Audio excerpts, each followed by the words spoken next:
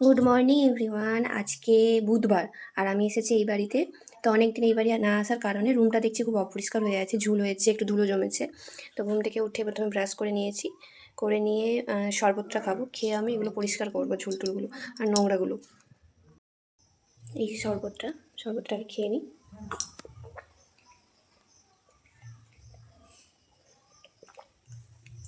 ভুসির শরবত। তো এবার যাবো রুম পরিষ্কার করতে। এই যে এনেছি কলিন, তো এবার এগুলো পরিষ্কার করতে হবে।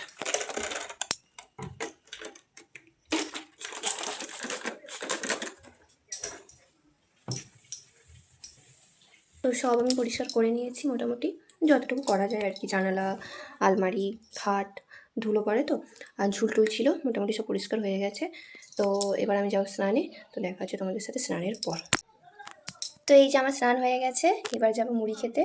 দেখি তার আগে কী খাওয়া যায়, ভাবছি একটু খেজুর খাবো। তো খুব মেঘ করেছে এদিকে, হয়তো বৃষ্টি হতে পারে।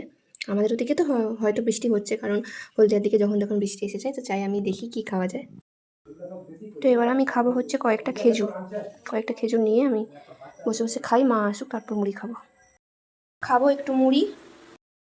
তো মা গেছে একটু দরকারে, বেরিয়েছে, এখন বাজে 12টা। মা আমাকে বলে গিয়েছিল যে তোমরা 12টা সাড়ে 12টার দিকে ভাত খেয়ে নেবে, দিদা আছে, দিদাকে নিয়ে তুমি ভাত খেয়ে নেবে।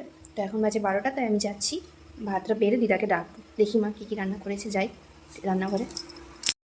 তো আমি খাবার বেড়ে ফেলেছি, আজকে রান্না হয়েছে, দিদা খাচ্ছে, দিদাকে খেতে দিয়ে দিয়েছি।